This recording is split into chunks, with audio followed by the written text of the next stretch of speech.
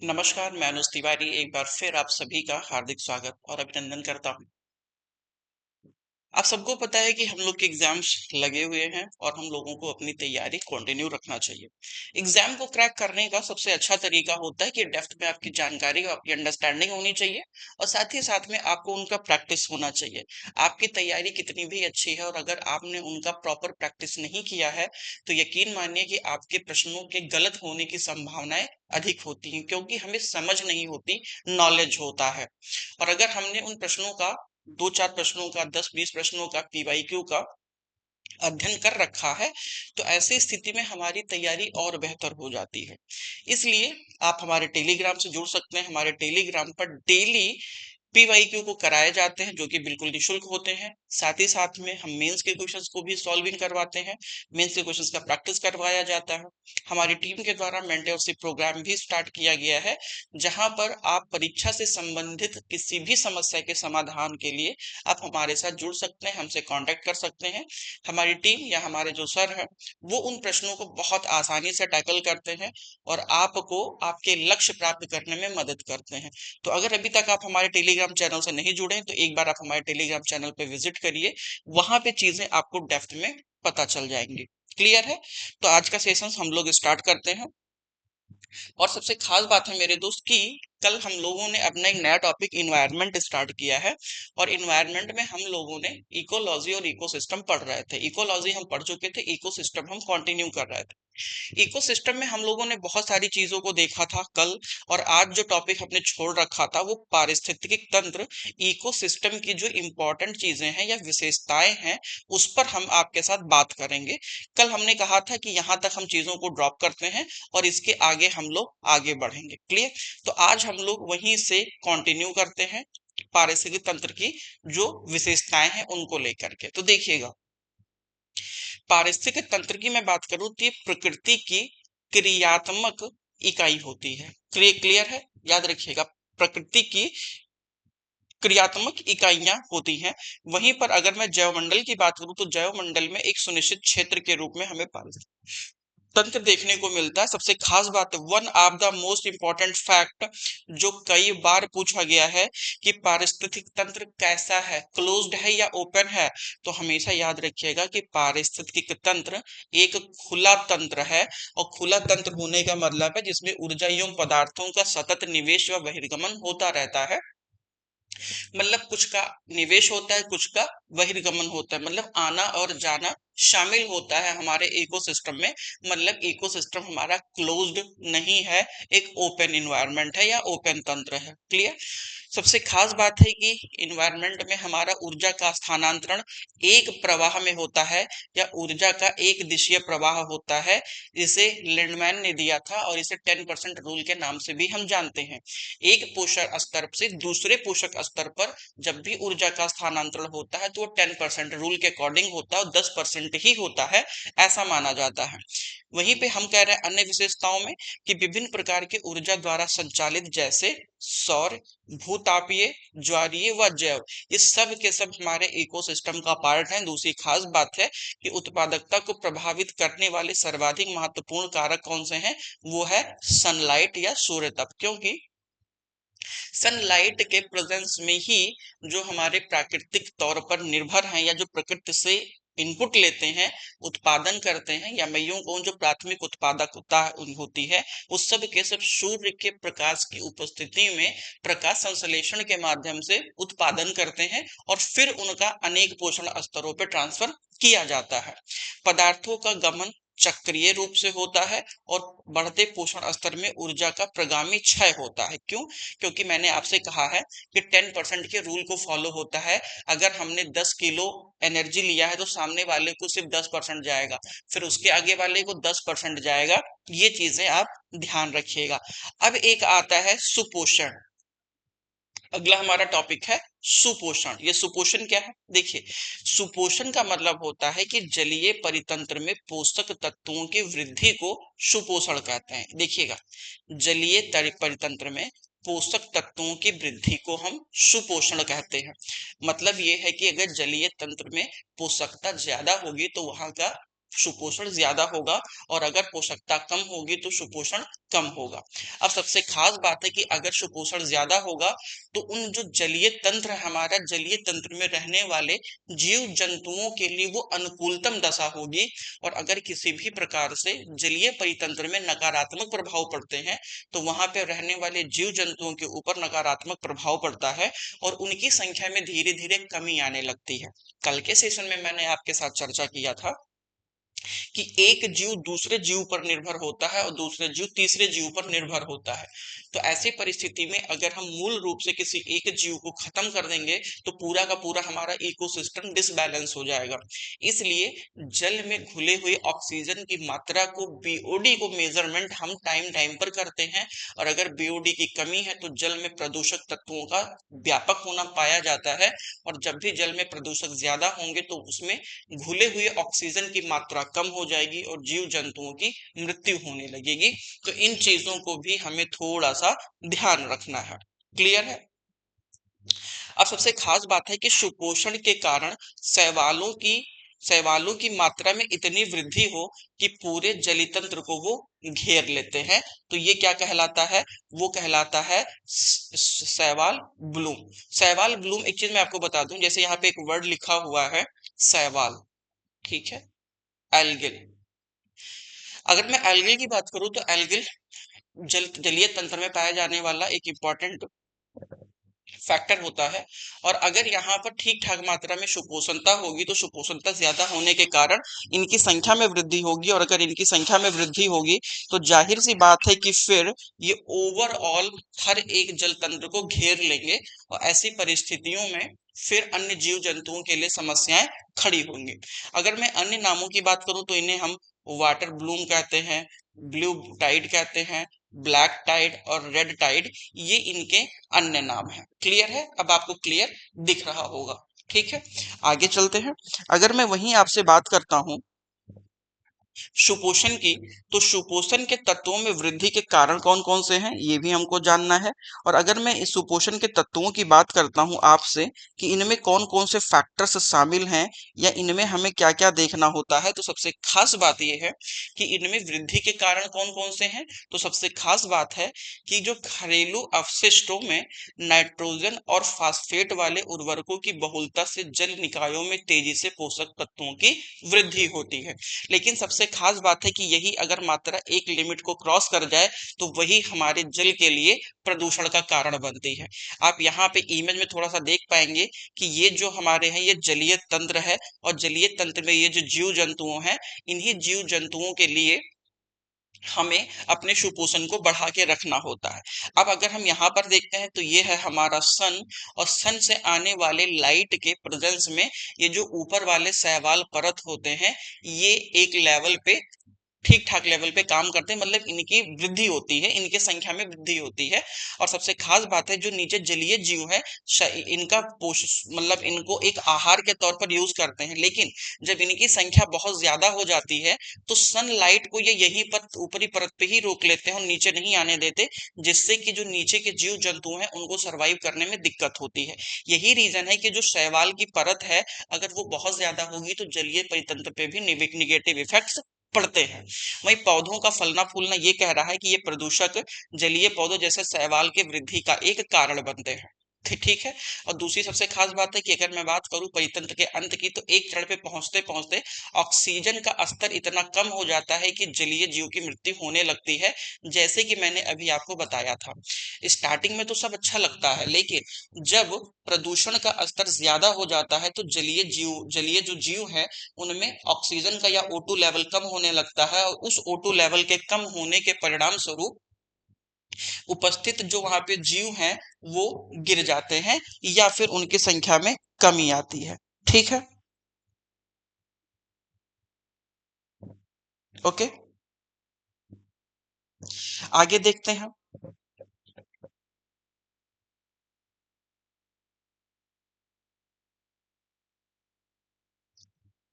I hope कोई doubt नहीं, मेरी समझ से कोई डाउट नहीं है। ठीक है, आगे देखते हैं। देखिएगा, अगला पॉइंट हमारा है कि सुपोषण से होने वाली हानियां कौन सी हैं। अब सुपोषण तो ठीक है, लेकिन ये हमारे लिए निगेटिव कैसे हो जाते हैं।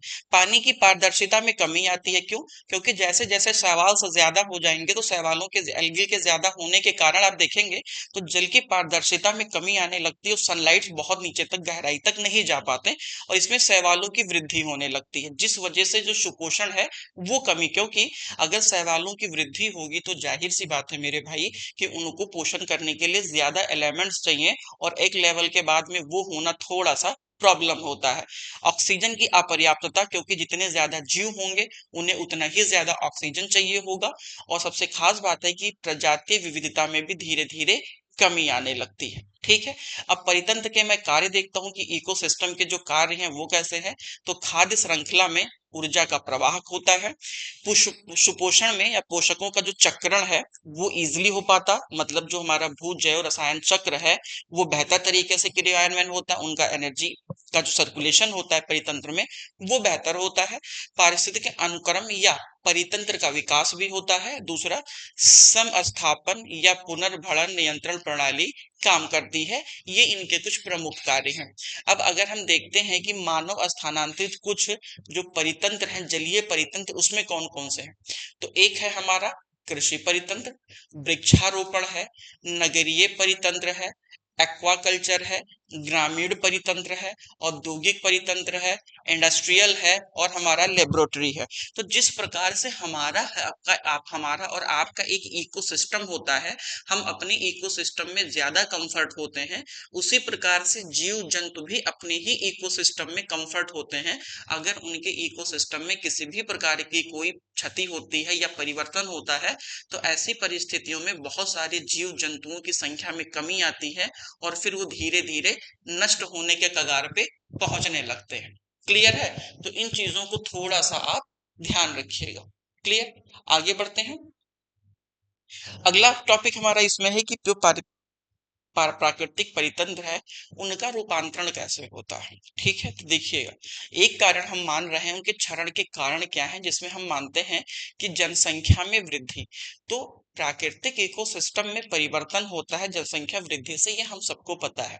सिर्फ इन्वायरमेंटल इकोसिस्टम ही नहीं, जबकि मानवीय आवश्यकताओं में वृद्धि की वजह से भी हमारा इन्वायरमेंट का जो इकोसिस्टम है वो डिसबैलेंस होता है, उसमें चेंजिंग्स आते हैं और जीवन शैली में परिवर्तन तो क्षरण का एक कारण है ही। देखिएगा, जलीय परितंत्र में सामान्यतः उत्पादकता का प्रमुख निर्धारक तत्व कौन होता है? वो प्रकाश होता है।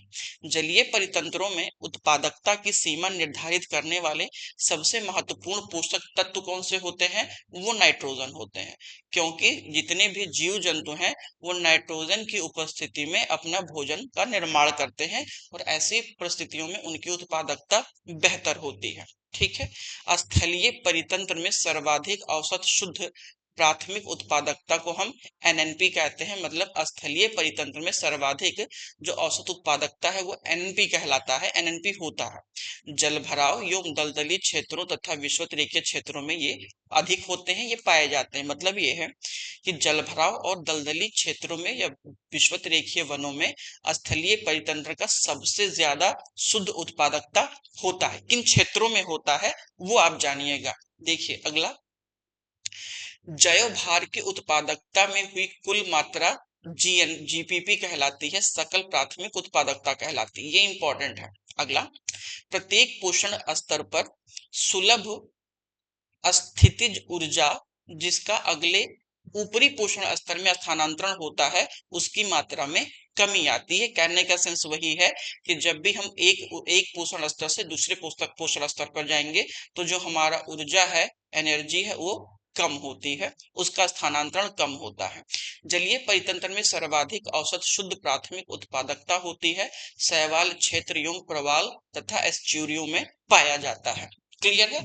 तो इन चीजों का आप थोड़ा सा ध्यान रखिएगा। अब सबसे एक अच्छी बात यह है कि विश्व स्तर पर उत्पादकता के स्तरों का विभाजन किया गया है कि किसमें उत्पादकता सबसे ज्यादा होती है। ये किया किसने था? तो ओडम भाई साहब ने 1959 में ये क्लासिफाइड किया, क्लासिफिकेशन किया था कि उत्पादकता किन क्षेत्रों में सबसे ज्यादा होती है, या जो हमारे इकोसिस्टम है उन इकोसिस्टम में सबसे ज्यादा उत्पादकता किन क्षेत्रों की होती है, उन अलग अलग इन्होंने कैटेगराइज किया था, जिसमें इन्होंने कहा कि उच्च पारिस्थितिक उत्पादकता क्षेत्र मतलब सबसे ज्यादा उत्पादकता किसकी होती है, दूसरे नंबर पर मध्यम उत्पादकता किसकी होती है, और निम्न उत्पादकता किसकी होती है। तो याद रखिएगा, जहां पर सनलाइट ज्यादा होंगी, जीव विविधता ज्यादा होगी, वहां पे उत्पादकता ज्यादा होगी, और जहां पे अपेक्षाकृत सनलाइट कम होगा या फिर जहां पे जैव विविधता कम होगी, वहां पे उत्पादकता कम होगी। क्लियर? क्योंकि हमने अभी एक चीज पढ़ा है कि किसी भी प्राथमिक उपभोक्ता को ऊर्जा का निर्माण करने के लिए या उन्हें खाद्य का निर्माण करने के लिए क्या चाहिए, प्रकाश संश्लेषण। और प्रकाश संश्लेषण कैसे होता है, तो ऊर्जा की उपस्थिति में होता है। अगर ऊर्जा की उपस्थिति नहीं होगी, सनलाइट प्रॉपर नहीं होगा, तो प्रकाश संश्लेषण की क्रिया नहीं होगी, और अगर प्रकाश संश्लेषण की क्रिया नहीं होगी तो फिर उत्पादकता नहीं होगी, और जीव जंतु पेड़ पौधे बहुत ज्यादा दिनों तक वहां सर्वाइव नहीं कर पाएंगे। क्लियर है? तो ऐसी परिस्थितियों में ये माना गया, इन्होंने ये बताया कि भैया उपोष्ण एवं शीतोष्ण कटिबंध वन क्षेत्र, जलोढ़ मैदान, एस्च्यूरी और गहन कृषि क्षेत्रों की उत्पादकता सबसे ज्यादा होती है, क्योंकि यहाँ पर जैव विविधता अधिक होती है। दूसरा, घास के मैदान, झील और खेत, इनकी जो उत्पादकता है वो मध्यम स्तर की होती है। तीसरा, गहरे समुद्री क्षेत्र, मरुस्थलीय प्रदेश और अंटार्कटिक क्षेत्र, यहाँ पर उत्पादकता बहुत कम होती है। उसका सबसे बड़ा रीजन है कि यहाँ पे जैव विविधता सबसे कम पाया जाता है, बहुत सारे जीव जंतु यहाँ सरवाइव नहीं कर पाते हैं। क्लियर है? अब मैं अगर इकोसिस्टम की उत्पादकता की श्रेणियों की मैं बात करूं, तो हमने एक प्राथमिक उत्पादक देखा है, द्वितीयक उत्पादक, और फिर हमने निम्न स्तर के उत्पादकों को यहाँ पर हम बातें करते हैं, जिसमें प्राथमिक उत्पादकता में वो स्वपोषी उत्पादक से संबंधित होते हैं, ये इन सीटू होते हैं या स्वास्थाने होते हैं, और इनका जो हम मेजरमेंट करते हैं वो जीपीपी और एनपीपी पे करते हैं। क्लियर हो गया? अब सबसे खास बात यह है कि इन सीटू वो होता है जब हम किसी जीव जंतुओं को उनके प्राकृतिक आवास में रखने की कोशिश करते हैं, या वो अपने प्राकृतिक परिवेश में होते हैं, उन्हें किसी भी प्रकार की कृत्रिम व्यवस्था की आवश्यकता नहीं होती है, संरक्षण की आवश्यकता नहीं होती है, तो वो स्वास्थानीय कहलाते हैं, इन सीटू कहलाते हैं। वहीं पर अगर मैं द्वितीयक उत्पादकता की बात करूं, तो मांसाहारी एवं परपोषियों से संबंधित होते हैं। ठीक है, ये परपोषी होते हैं या फिर मांसाहारी होते हैं, जो दूसरे पर निर्भर होते हैं। ये गतिशील रहते हैं, एक जीव से दूसरे जीवों में स्थानांतरण ये करते हैं, आई मीन इनका भोजन का जो स्तर है, ऊर्जा का स्तर है, वो बदलता रहता है।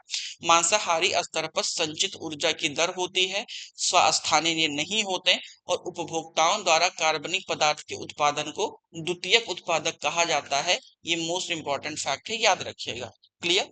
अगर मैं निम्न उत्पादकता की बात करूं, तो जैव पदार्थ की वह संचित दर जो परपोषियों के द्वारा उपयोग में नहीं लाई जाती, वो क्या कहलाता है, निम्न उत्पादकता वाले क्षेत्र होते हैं। इकाई आवर्तक काल में निवल प्राथमिक उत्पादकता एवं परपोषियों द्वारा व्यय का अंतर क्रिएट होता है या होता है। क्लियर? अगला टॉपिक है हमारा है फूड चैन, खाद्य श्रृंखला, one of the most important topic, खाद्य श्रृंखला। खाद्य श्रृंखला क्या होता है ये जानेंगे।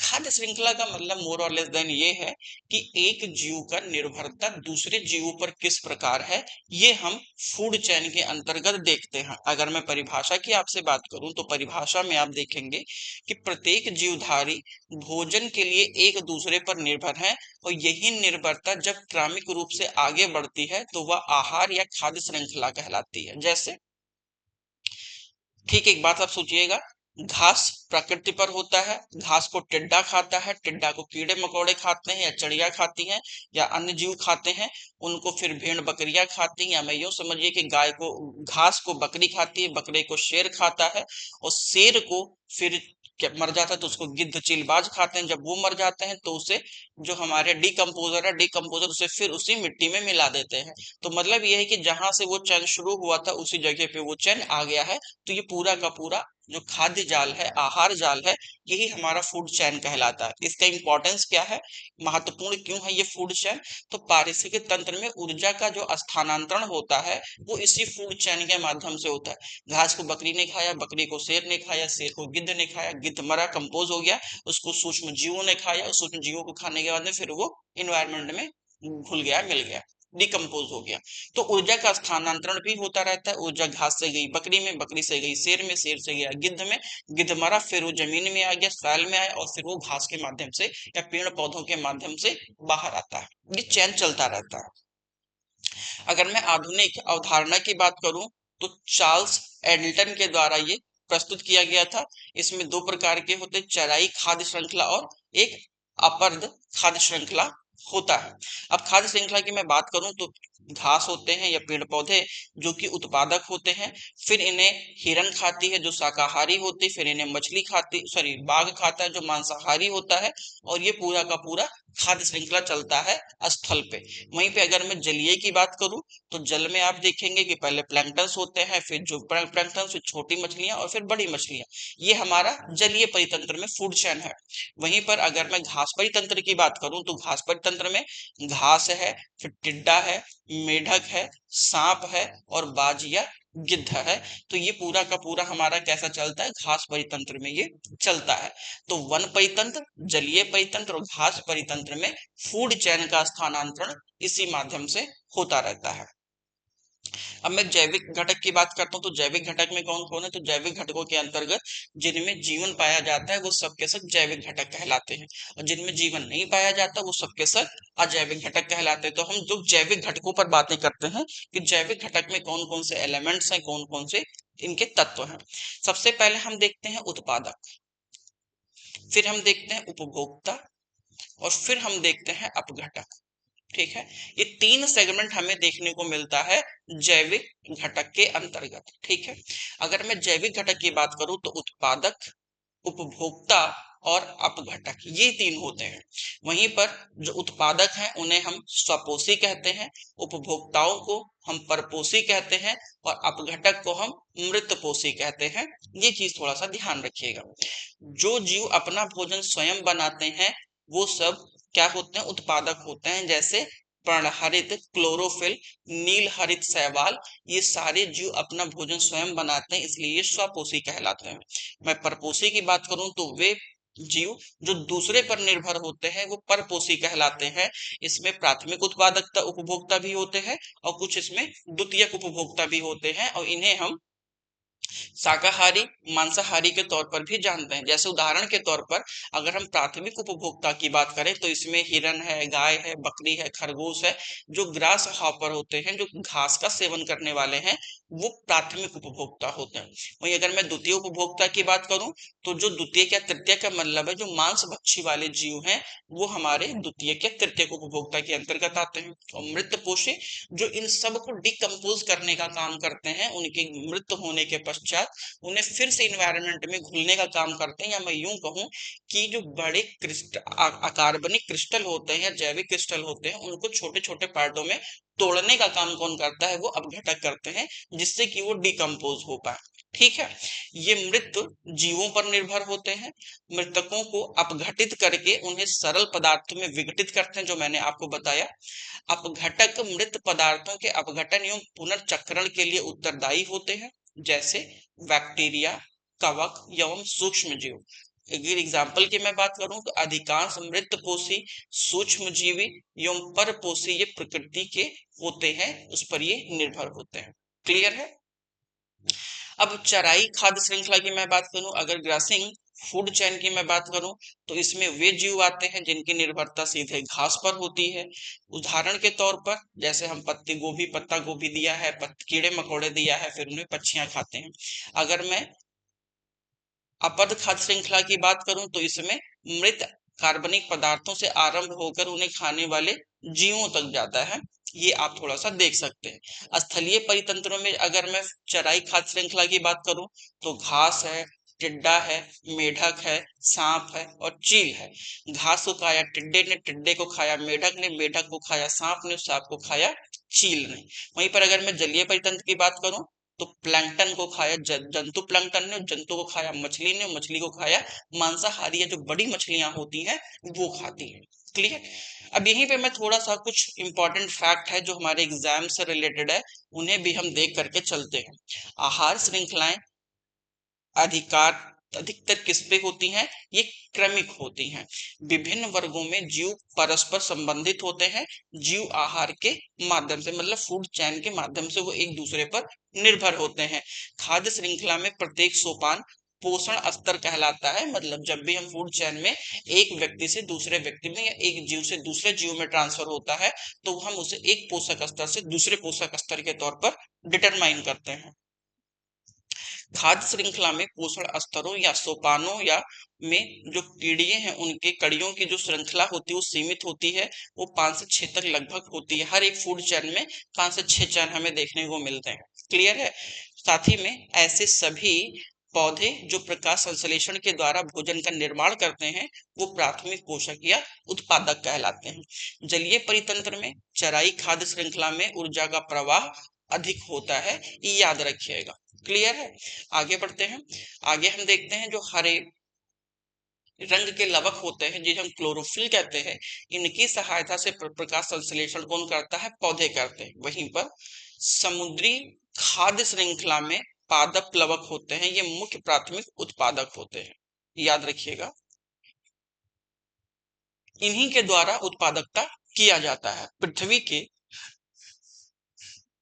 वायुमंडल में उपस्थित ऑक्सीजन की अधिकांश मात्रा के लिए कौन उत्तरदायी होता है? वो फाइटोप्लैंक्टन उत्तरदायी होते हैं। अपघटक तथा उपभोक्ता दोनों की श्रेणियों से संबंधित रहने वाला जीव कौन है? वो चींटी है। ऐसे जीवधारी जो अपना भोजन प्राथमिक उप उत्पादकों के द्वारा प्राप्त करते हैं वो क्या कहलाते हैं? प्राथमिक उपभोक्ता कहलाते हैं, ये याद रखिएगा। स्थलीय परितंत्र में चराई की तुलना में अपरद खाद्य श्रृंखलों में ऊर्जा प्रवाहित होती है, ये अधिक होती है। क्लियर। साधारण समुद्री आहार का जो क्रम है उसमें क्या होते हैं? सबसे पहले स्वपोषी होते हैं, फिर निम्न स्तर के शाकाहारी उपभोक्ता होते हैं, फिर बड़े स्तर के मांसाहारी उपभोक्ता होते हैं। अगर मैं पर्यावरण निश्चिततावाद के प्रतिपादक की बात करूं तो कार्ल रीटर है, ये इंपॉर्टेंट है, पूछा गया हुआ है। ठीक है। वर्तमान समय में सस्य क्षेत्र उन्हें कहा जाता है जहां प्रकृति में मानव क्रियाओं के द्वारा 50% से कम का प्रतिशत में परिवर्तन होता है। नवनियतवादी अवधारणा यह कहती है कि सतत व स्थानीय विकास का संबंध होता है। बहुस्तरीय उपभोक्ता एवं सर्वाहारी किसके उदाहरण है? तो मानव कैसा है? वो उपभोक्ता और सर्वाहारी का एक उदाहरण है। आहार जाल एक कड़ी के तौर पर दर्शाता है जो कि हमें फूड चैन के रूप में देखने को मिलता है। अब फूड चैन के बाद में आता है हमारा फूड वेव। फूड वेव एक बड़ी संकल्पना है या मैं कहूं तो थोड़ी सी बड़ी अवधारणा है। ठीक है। जैसे एग्जांपल के तौर पे मैं आपसे बात करूं, food chain in comparison short term मतलब एक तरीके से छोटी इकाई है और वहीं पे फूड वेव बहुत ही विस्तृत इकाई है।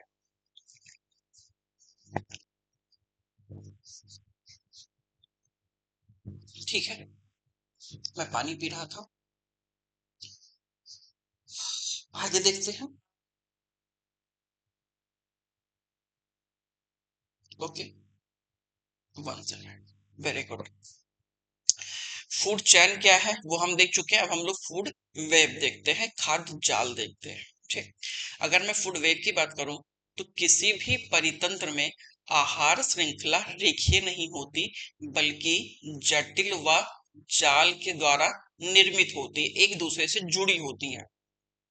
फूड वेब की अवधारणा चार्ल्स एल्टन ने प्रस्तुत किया था और इन्होंने कहा कि एक जीव कई आहार श्रृंखलाओं में भाग लेता है, वहीं पर खाद्य जाल के जटिलता एवं पारिस्थितिक तंत्र के अस्थायित्व का ये प्रतीक माना जाता है। ये किसने कहा था? तो चार्ल्स एल्टन ने बताया था।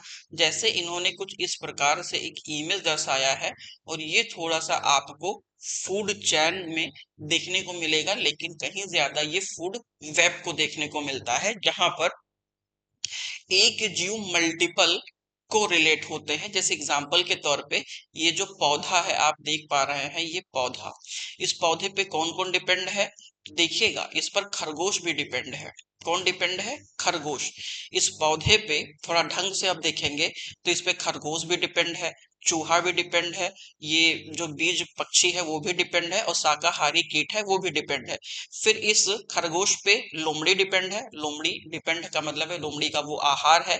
वही मैं चूहे पे बात करूं तो लोमड़ी भी चूहे पे डिपेंड है, उल्लू भी चूहे पे डिपेंड है, साथ ही साथ में ये जो पक्षी है ये भी इस पर डिपेंड है। तो एक जीवों का मल्टीपल हमें फूड वेब चैन देखने को मिलता है, और इस प्रकार हम देखते हैं कि जो हमारा खाद्य श्रृंखला है वो बहुत ही जटिल हो जाता है। और इस प्रकार से जटिल खाद्य श्रृंखला के लिए एल्टन भाई साहब ने फूड वेब का प्रयोग किया है, एक जाल का प्रयोग किया है। ये मेन रीजन है। वहीं पर हम कहते हैं कि इसी प्रकार जब आप देखते हैं ना कि अगर हम आहार श्रृंखला की बात करते हैं तो ये सब दर्शाते हैं कि इनके सबके ऊपर एक पोषण स्तर के तौर पर ये काम करते हैं। जैसे अगर मैं प्रथम की बात करता हूँ, द्वितीय की बात करता हूँ, तृतीय की बात करता हूँ, और साथ ही में चतुर्थ या पंचम की मैं बात करता हूँ, तो गेहूं, पौधे, घास, ये सब कैसे हैं आप देखेंगे। प्रथम है चूहा से सांप, सांप से मोर, मोर से आदमी। तो ये धीरे धीरे हमारा फूड वेब का एक स्टेप्स के तौर पर हम लोग देखते हैं। ये थोड़ा सा इंपॉर्टेंट है कि फूड चेन और फूड वेब में अंतर क्या है। तो फूड चेन परितंत्र का एक पोषण स्तर से दूसरे पोषण स्तर में भोजन का जो ट्रांसफॉर्मेशन है वो फूड चैन का कहलाता है। लेकिन विभिन्न परितंत्रों में खाद्य श्रृंखला परस्पर समायोजन ये फूड वेब कहलाता है। ऊर्जा का प्रवाह एक दिशीय होता है। इसमें कहा गया ऊर्जा का प्रवाह एक ही दिशाओं में होते हुए भी विभिन्न पथ से वो होके गुजरते हैं। इसमें उत्पादक विभिन्न श्रेणी के उपभोक्ता तथा अपघटक होते हैं। साथ ही में ये भी बोला गया फूड वेब में कि इसमें अनेक जीव समुदाय के उपभोक्ता तथा अपघटक शामिल होते हैं। यहाँ तक क्लियर है?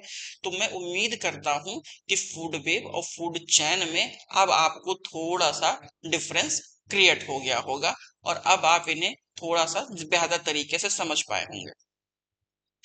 कुछ इंपॉर्टेंट फैक्ट्स हैं, इस पे भी आप नजर डाल लीजिए। फूड वेब में बहुत सी प्रजातियां एक से अधिक पोषण स्तर पर हो सकती हैं। इन प्रजातियों को बहुस्तरीय उपभोक्ता या सर्वाहारी कहा जाता है। किसी स्थान की जैव विविधता जितनी अधिक समृद्ध होगी, वहां का आहार श्रृंखला और आहार जाल उतना ही अधिक लंबा व जटिल होगा। यदि किसी स्थान का आहार श्रृंखला सरल है तो वह परितंत्र का प्रतीक होगा। अस्थिर और निर्धन जैव विविधता के तौर पर हम इन्हें देखते हैं। कुछ कीवर्ड्स नोट में हमें देखने को मिलता है कि स्वपोषी जीवों के द्वारा ग्रहण की गई ऊर्जा पुनः सौर ऊर्जा में परिवर्तित नहीं हो सकती, तथा शाकाहारियों को स्थानांतरित की गई ऊर्जा को स्वपोषी जीव प्राप्त नहीं कर सकते हैं, उतना नहीं प्राप्त कर सकते जितना कि वो ट्रांसफर करते हैं। अतः ऊर्जा का प्रवाह एक दिशा में होता है, वापस नहीं प्राप्त हो सकता। विभिन्न पारिस्थितिक तंत्रों में उत्पादकता का सकल उत्पादकता लगभग 10% ही शाकाहारियों को प्राप्त होता है। ये मैंने आपको पहले बता रखा है। क्लियर है? फिर क्या आप जानते हैं? तो मुझे पता है आप जानते हैं। अब है हमारा पोषण स्तर, ट्रॉपिक लेवल क्या है। पोषण स्तर क्या होता है? तो आहार श्रृंखला या पारिस्थितिक पिरामिड का स्थान अथवा स्तर, ये पोषण स्तर कहलाता है।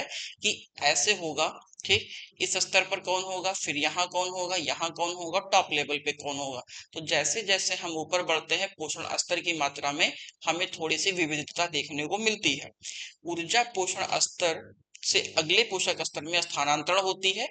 जो ऊर्जा है वो एक पोषण स्तर से दूसरे पोषण स्तर में ट्रांसफर होती है। सामान्यतः किसी परितंत्र में 4 पोषण स्तर होते हैं, तो बात सही है। जनरली हम 4 या 5 पोषक स्तर को देखते हैं। परीक्षा उपयोगी फैक्ट्स में क्या है? आहार श्रृंखला की प्रत्येक कड़ी यानी चरण को पोषण स्तर भी कहा जाता है। ठीक है, सभी आहार श्रृंखला एवं आहार जाल स्वपोषी के आरंभ होकर के परपोषी पर समाप्त होते हैं। ठीक है, अब हम देखते हैं कि ऊर्जा का प्रवाह कैसे होता है, यानी जो हमारा एनर्जी फ्लो है इकोसिस्टम में, वो इकोसिस्टम में एनर्जी का फ्लो कैसे होता है। ठीक है।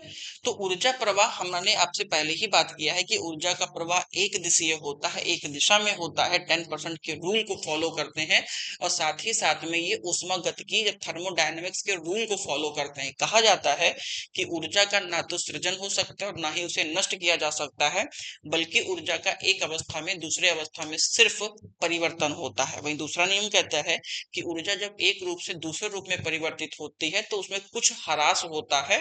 बस थोड़ा सा इन दो बातों को हमें थोड़ा सा ध्यान रखना है। क्लियर। अब ऊर्जा का प्रवाह कैसे होता है, तो 10% पर होता है, ये हम लोगों ने देख रखा है। और पारिस्थितिक तंत्र में ऊर्जा का प्रवाह एक दिशीय होता है, ये भी हमने देख रखा है। तो यहाँ पर कुछ बहुत ज्यादा नहीं है, ये इंपॉर्टेंट है, ये मैं आपके साथ चर्चा करूंगा। हमने आपसे कहा था कि जो लिंडमैन थ्योरी है, लिंडमैन थ्योरी कब प्रस्तुत किया गया था, 1942 में।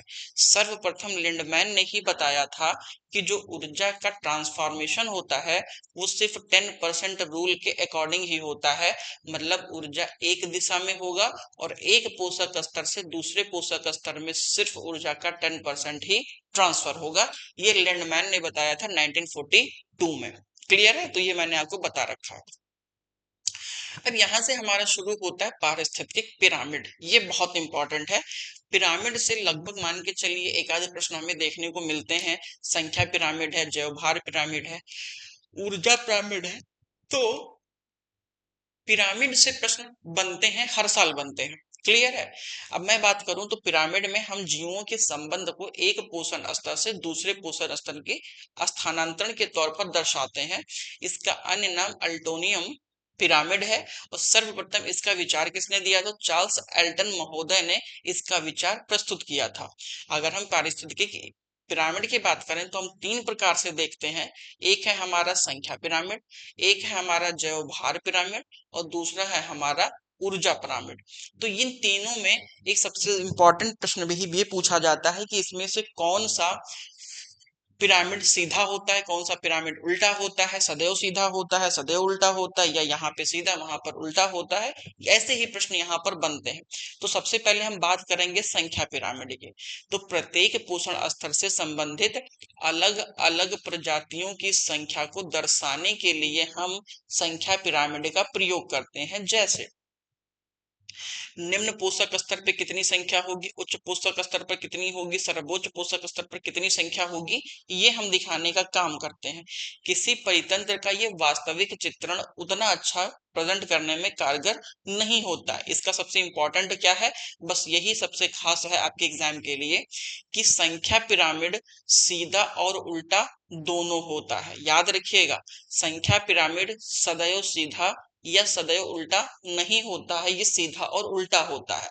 तालाब में और घास में, इन दोनों में यह पिरामिड सदैव सीधा होगा, मोस्ट इंपॉर्टेंट है। तथा वृक्ष पारिस्थितिक तंत्र में यह पिरामिड सदैव उल्टा होगा। क्लियर है, ये याद रखिएगा। जैसे घास परितंत्र में और तालाब परितंत्र में आप थोड़ा सा देखिएगा कि घास परितंत्र में सबसे ज्यादा कौन होते हैं, उत्पादक होते हैं, फिर शाकाहारी होते हैं, फिर मांसाहारी होते हैं, फिर सर्वाहारी होते हैं। इसीलिए घास पिरामिड में जो संख्या पिरामिड है, घास पिरामिड का मतलब एक तरीके से ओवरऑल जो हमारा ग्रासरी सेगमेंट है उसमें जो नंबर ऑफ संख्या है, नंबर ऑफ है, वो नंबर ऑफ पिरामिड थोड़े से कम होते हैं। सबसे पहले सबसे ज्यादा, फिर धीरे धीरे कम होते जाते हैं। वहीं पर सेम एज तालाब में भी है। तालाब में भी सबसे पहले हमें उत्पादक मिलते हैं, फिर शाकाहारी जीव मिलते हैं, फिर मांसाहारी मिलते हैं, फिर सर्वाहारी या सर्वोच्च मांसाहारी जीव हमको मिलते हैं। तो घास परितंत्र याद रखिएगा, घास परितंत्र और तालाब परितंत्र, इन दोनों परितंत्रों में संख्या पिरामिड सदैव सीधा होगा और जल पिरामिड में सदैव ये उल्टा हो, सॉरी वृक्ष पिरामिड में सदैव ये उल्टा होगा, याद रखिएगा। अब वहीं पर मैं जैवभार पिरामिड की बात करता हूं। तो जैवभार पिरामिड सभी पोषक स्तर पर भंडारित समस्त जीवों के सकल भार का अध्ययन करने के लिए उन्हें उपयोग किया जाता है।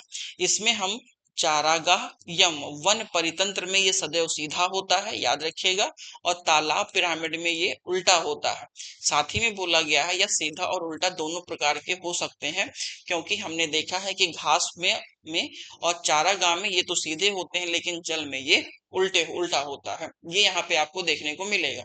अब अगर मैं वृक्ष में बात करूं तो वृक्ष में ये उल्टा होते हैं, और ऊर्जा पिरामिड की मैं बात करूं तो ऊर्जा पिरामिड हमेशा सीधा होता है, सदैव होता है, याद रखिएगा। पिरामिड के आधार पर सर्वाधिक ऊर्जा एवं आधार सबसे कम के तौर पर दर्शाया जाता है। ये पोषण स्तर के साथ ऊर्जा का क्षय होता है, 10% रूल या लिंडमैन थ्योरी के अकॉर्डिंग। और ऊर्जा पिरामिड सदैव सीधा होता है, ये याद रखिएगा। जैसे आप यहाँ पर देख पाएंगे ऊर्जा पिरामिड ये हमेशा सीधा ही होगा। क्लियर है।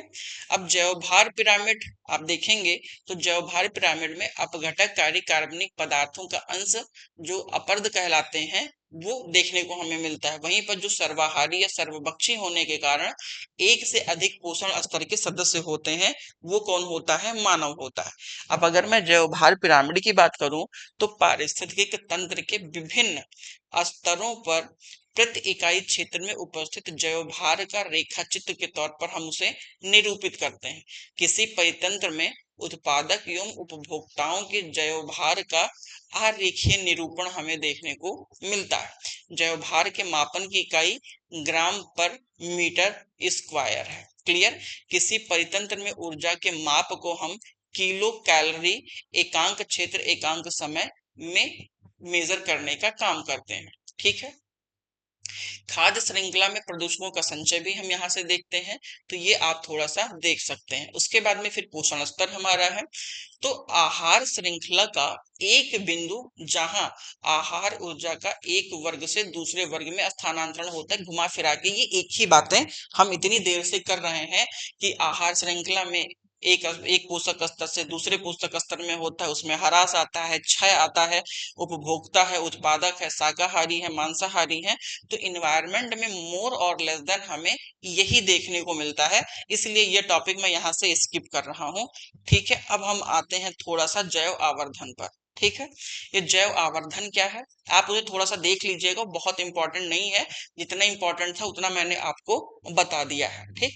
अगर मैं जैव आवर्धन की आपसे बात करता हूं तो जैव आवर्धन क्या होता है, तो मेरे दोस्त यहाँ पर आप देखेंगे जैव आवर्धन, तो जैव संग्रहण से संग्रहित प्रदूषकों का एक पोषक स्तर से दूसरे पोषक स्तर में स्थानांतरण के साथ प्रदूषकों का स्थानांतरण में वृद्धि जैव आवर्धक या बायोमैग्निफिकेशन कहलाता है। जैसे पॉलीक्लोराइड ये एक जैव आवर्धक है या जैव आवर्धक प्रदूषक है, तो जैव आवर्धक का प्रदूषक समझिए। जैसे पारा, तांबा, कैडमियम, सीसा, निकिल, जस्ता, टिन, ये सब के सब कैसे हैं? भारी मात्रा में प्रदूषक हैं जो मछली पकड़ने व सोने के निच्छालन में प्रयुक्त साइनाइड है उनका भी प्रयोग किया जाता है।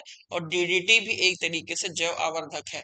सबसे खास बात है कि ये जल में घुलनशील होते हैं और इसके इफेक्ट्स भी बहुत ही निगेटिव देखने को मिलते हैं। अब डीडीटी क्या है, तो इसका नाम है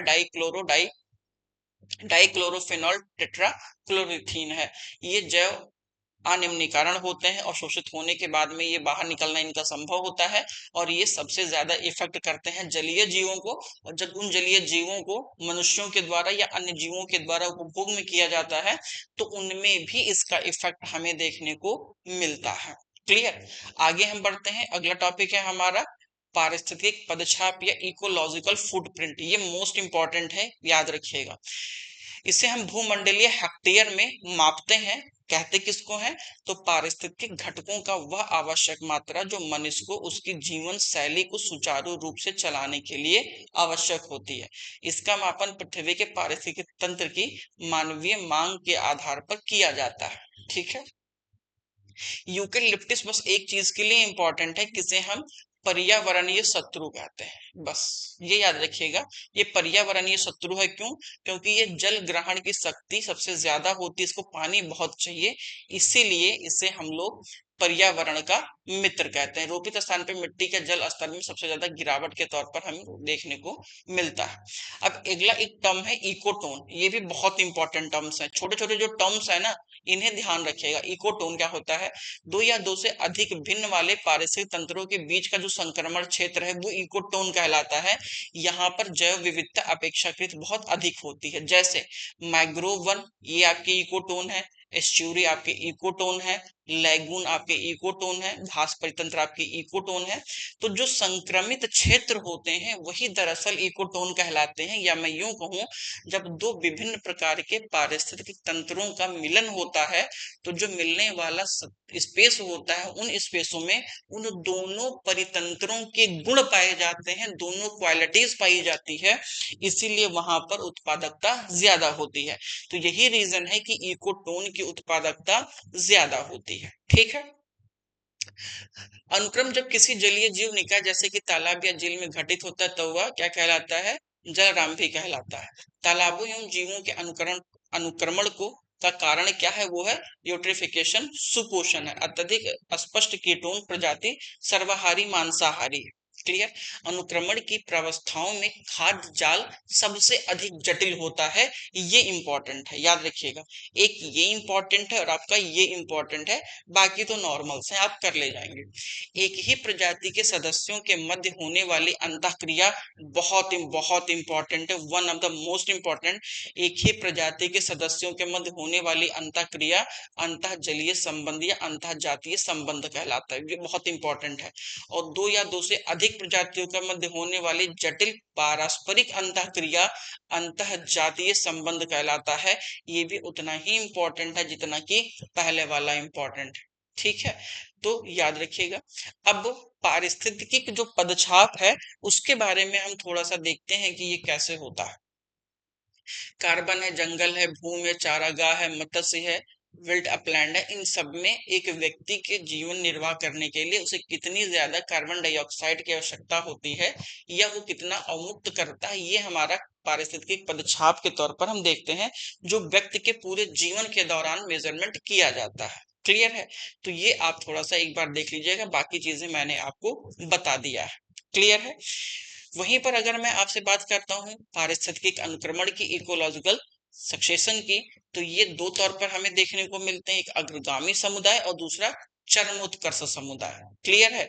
अग्रगामी समुदाय वो समुदाय होते हैं जो समुदाय खाली क्षेत्र को सबसे पहले अपना वास स्थान बनाते हैं, ये अग्रगामी समुदाय कहलाते हैं। थोड़ा सा ये इंपॉर्टेंट है। और वे समुदाय जिसकी रचना अनुक्रमण के अंतिम चरण में होती है वो क्लाइमेक्स कम्युनिटीज कहलाती हैं, याद रखिएगा। अग्रगामी कम्युनिटीज या पायनियर कम्युनिटीज जो सबसे पहले आते हैं, और वहीं क्लाइमेक्स कम्युनिटी जो सबसे लास्ट में आते हैं। पारिस्थितिक अनुक्रमण की अगर मैं बात करूं तो ये प्राइमरी सक्सेशन होते हैं, सेकेंडरी होते हैं। प्राइमरी में जो क्षेत्र खाली है जहां उस कोई समुदाय अस्तित्व में नहीं था, उसके लिए हम लोग प्राइमरी सक्सेशन का यूज करते हैं। और जिन क्षेत्रों में प्राकृतिक वनस्पतियों को प्राकृतिक या मानवीय हस्तक्षेप से पूर्ण या आंशिक रूप से नष्ट कर दिया गया हो, वहां होने वाला अनुक्रमण सेकेंडरी अनुक्रमण कहलाता है। ठीक है। उदाहरण के तौर पर हम देखें तो चट्टाने, नवनिर्मित डेल्टा, रेत के टीले, द्वीप समूह, ये सब प्राइमरी सक्सेशंस के एग्जाम्पल हैं। वहीं पर प्रत्यक्ष कृषि भूमि, बाढ़ से बुरी तरह से प्रभावित मैदान, अग्नि व वन उन्मूलन से नष्ट भूमि, ये सब के सब हमारा सेकेंडरी सक्सेशंस के एग्जाम्पल है। अब ये प्राथमिक सक्सेशंस को आप सुव्यवस्थित तरीके से देख सकते हैं कि यहाँ पे ये अग्रणी अवस्थाएं हैं, ये मध्यम अवस्थाएं और ये चरमोत्कर्ष अवस्था है। क्लियर है? अब वहीं पे अगर मैं पारिस्थितिक अनुक्रमण से संबंधित कुछ महत्वपूर्ण फैक्ट्स की बात करूं तो ये बहुत इंपॉर्टेंट है। पारिस्थितिक अनुक्रमण एक अनुत्क्रमणीय प्रक्रिया है, ये याद रखिएगा। पारिस्थितिक अनुक्रमण का विवरण वनस्पति परिवर्तन पर केंद्रित होता है। वहीं प्राथमिक अनुक्रमण पहले लाइकेन से प्रारंभ होता है। दूसरा, अग्रगामी प्रजाति की वृद्धि दर बहुत अधिक होती है परंतु जीवन काल बहुत कम होता है। तो कुछ बेसिक चीजें वो मैंने आपके साथ यहाँ पर साझा किया है। अब कुछ इंपॉर्टेंट फैक्ट्स हैं, ये आप देख लीजिए। चरमोत्कर्ष समुदाय अस्थाई, परिपक्व एवं अधिक जटिल दीर्घकालिक होते हैं, बहुत इंपॉर्टेंट है। प्राथमिक अनुक्रमण से में द्वितीय अनुक्रमण की अपेक्षा अधिक समय लगता है क्योंकि प्राथमिक अनुक्रमण के दौरान मिट्टी बनने का प्रक्रम चलता है। द्वितीय अनुक्रमण अपेक्षाकृत तेजी से होता है क्योंकि मिट्टी में आवश्यक पोषक तत्वों के साथ साथ बीजों का बड़ा भंडारण एवं जीवों की वस्तुओं की अन्य प्राप्तता हो जाती है, इसलिए वहां विकास तेजी से होता है। अनुक्रम में भाग लेने वाले प्रकृति परिवर्तनशील समुदायों का क्रमक यानी शेयर जिसे हम बोलते हैं शेर बोलते हैं, क्रम अवस्था में परिवर्तन होता है। प्रायः लाइकेन चट्टानों पर प्राथमिक अनुक्रमण करते हैं, जो चट्टानों को पिघलाने के लिए अम्ल का स्राव करते हैं तथा अपरदन एवं मृदा निर्माण में सहायक होते हैं। इंपॉर्टेंट है, तो लाइकेन इंपॉर्टेंट है। वैसे भी लाइकेन को जल प्रदूषण का सूचक भी माना जाता है, इंडिकेटर्स माना जाता है। अनुक्रमण चाहे जल से शुरू हो या स्थल पर, उनका चरम समुदाय वन ही होता है, याद रखिएगा। पारिस्थितिक अनुक्रमण का चरण निम्नलिखित दशाओं में चलता है: जीवों की प्रजातियों में भिन्नता, जीव एवं प्रजातियों की संख्या में वृद्धि, संपूर्ण जैव मात्रा में वृद्धि, वहीं पर जैव उत्पादकता एवं ऊर्जा प्रवाह में कमी। तो इन दोनों चीजों को आप याद रखिएगा। घास स्थल समुदायों में द्वितीयक अनुक्रमण वहीं तेजी से होता है जिसमें 20 से 40 वर्ष का समय लगता है, जबकि टुंड्रा स्थलों में इस प्रक्रिया में सैकड़ों वर्ष लग जाते हैं। क्लियर? तो इन चीजों को थोड़ा सा आप ध्यान रखिएगा, तो बाकी चीजें हमारा इजिली हो जाएगा। ये वहां पे बहुत इंपॉर्टेंट नहीं था, इसलिए हमने छोड़ दिया है। सहकारिता सहजीविता के उदाहरण है, यानी जो मल्टीजम है वो थोड़ा सा आपको देखने को पड़ेगा। तो यहाँ से चीजों टॉपिक जो है ये हम टॉपिक अपना कल के सेशंस में कवर करेंगे। यहाँ तक हम लोगों ने आज देख लिया है, और ये जो हमारा टॉपिक है ये हम कवर करेंगे कल। तो जैविक अन्योन क्रिया ये भी हमारा इंपॉर्टेंट है, परजीविता इंपॉर्टेंट है, माइक्रोलाइज बहुत इंपॉर्टेंट है। तो आने वाला सेशन कल का हमारा बहुत बहुत ज्यादा इंपॉर्टेंट है। तो याद रखिएगा, कल हम लोग द्वितीय अनुक्रमण को कवर करेंगे। ठीक है, तो 2 लेक्चर हमारा और लगेगा, 4 लेक्चर में हम लोग मोर और लेस देन कवर कर जाएंगे। ठीक है, तो चलिए मिलते हैं कल, तब तक के लिए थैंक यू सो मच। जय हिंद।